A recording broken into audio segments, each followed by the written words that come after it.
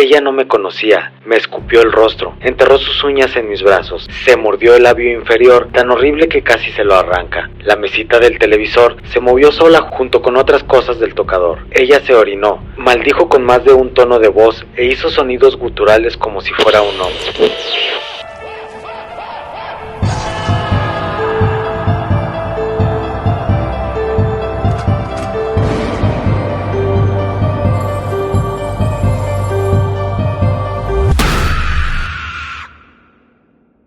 Este programa contiene sangre, misterio y temática paranormal.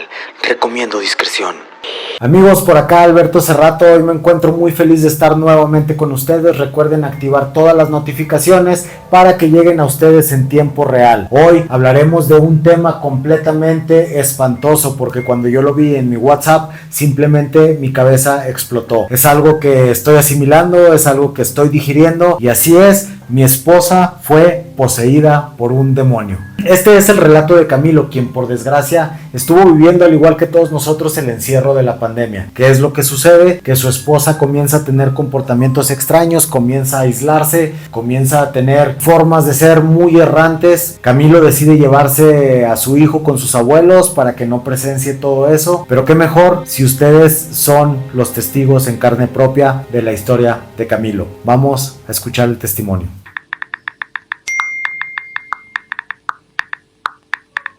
Alberto, un saludo desde Colombia. Mi nombre es Camilo y te cuento mi historia. La pandemia fue dura para mi familia. El miedo de caer en la enfermedad o en la muerte se hizo cada vez más grande. Mi esposa comenzó a tener síntomas anormales. No deseaba salir, no quería convivir con nadie. Incluso comenzó a tener rechazo al contacto con nuestro hijo, en aquel entonces de 3 años. Se hizo recurrente su encierro en el cuarto de visitas. Parecía tener rechazo por una cruz que teníamos en el comedor, y un día la rompió alegando que había sido un accidente. En pocas ocasiones podía verla salir al baño o por algo de comida. Parecía un fantasma. A veces también parecía un paciente de algún hospital psiquiátrico. Su cabello lucía reseco como el de una anciana y sus ojos se antojaban hundidos y sin vida. Mandé a mi hijo de vacaciones con sus abuelos para resguardarlo de esa mala vibra.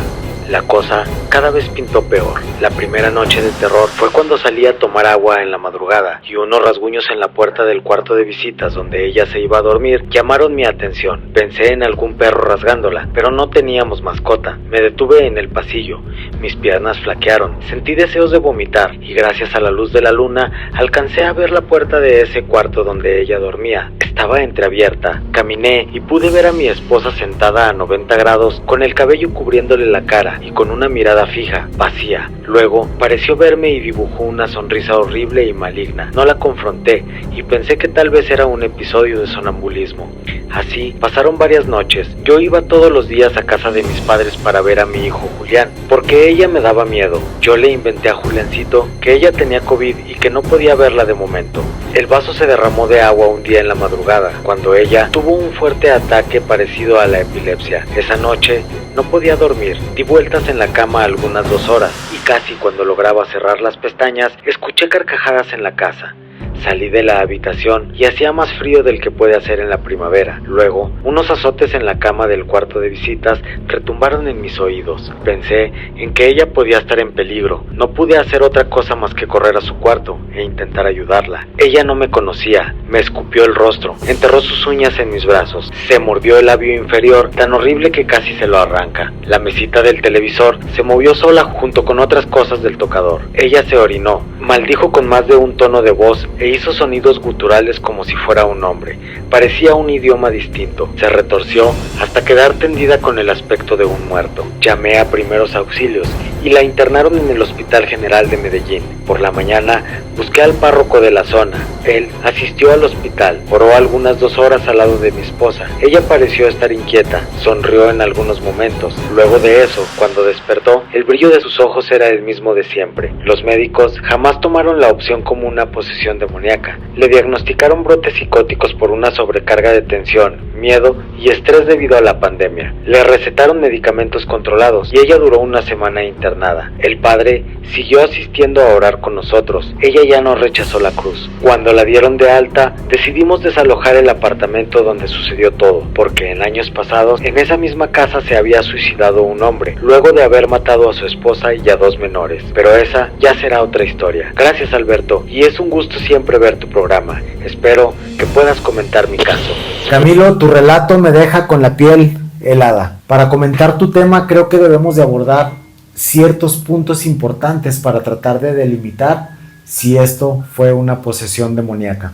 El primer punto muy importante es el rechazo a la religión o a los objetos sagrados. Creo que el hecho de que tu esposa haya quebrado la cruz y haya tenido ese cierto rechazo es un indicador importante. El segundo es que haya hablado ella en lenguas extrañas. Eso también llama la atención y creo que te enfrentaste a algo muy duro. El tercero, una fuerza sobrenatural. Tú lidiaste con ella, tú tuviste todo ese encuentro paranormal y creo que también es otro punto a considerar. Y el cuarto, el movimiento de objetos extraños. Y es que el padre Stephen Rossetti, que fue el exorcista durante 12 años de la arquidiócesis de Washington, nos dice un punto muy interesante, que una mente débil es una mente vulnerable para ser atacada por un demonio. Creo que tu esposa vivía bajo el miedo, vivía bajo la inseguridad y la incertidumbre que nos trajo a todos la pandemia, y eso la hizo terreno fértil para que esas entidades pudieran alojarse dentro de ella. Otro punto muy interesante es el antecedente a tu llegada a esa casa. Hubo un asesinato múltiple de 2 niños y una mujer. Posteriormente a que esto sucede, el ejecutor se suicida. Creo yo que aquí se formó un cóctel de malas energías. Y Camilo, te felicito, no tienes idea de cuánto. ¿Por qué? Porque enfrentaste la situación, alejaste a tu hijo del peligro y salvaste a tu esposa. Hiciste cosas muy valiosas para que todo eso no terminara en una historia trágica. Creo que evitaste que tu hijo tuviera una marca indeleble en su vida para siempre. Y creo que rescataste a tu esposa. Haber llevado al párroco para que orara con ella fue sin duda algo excepcional. Y más allá de las religiones, deidades y creencias, creo que la fe es un elemento que fortalece la mente, porque es una conexión de espíritu, cuerpo y alma. Entonces creo que eso ayudó a tu esposa para que se liberara de ese mal que la estaba aquejando. Y nuevamente, Camilo, te felicito. Muchísimas gracias por tu relato, muchísimas gracias por alimentar este programa. Esta historia nos dejó a todos consternados, porque ha de ser difícil lidiar con una persona o un ser querido que es atacada por un demonio. Amigos, recuerden que vivimos en un mundo que no entendemos con los 5 sentidos. Existen historias que nunca vamos a entender. Soy Alberto Cerrato y nos vemos pronto.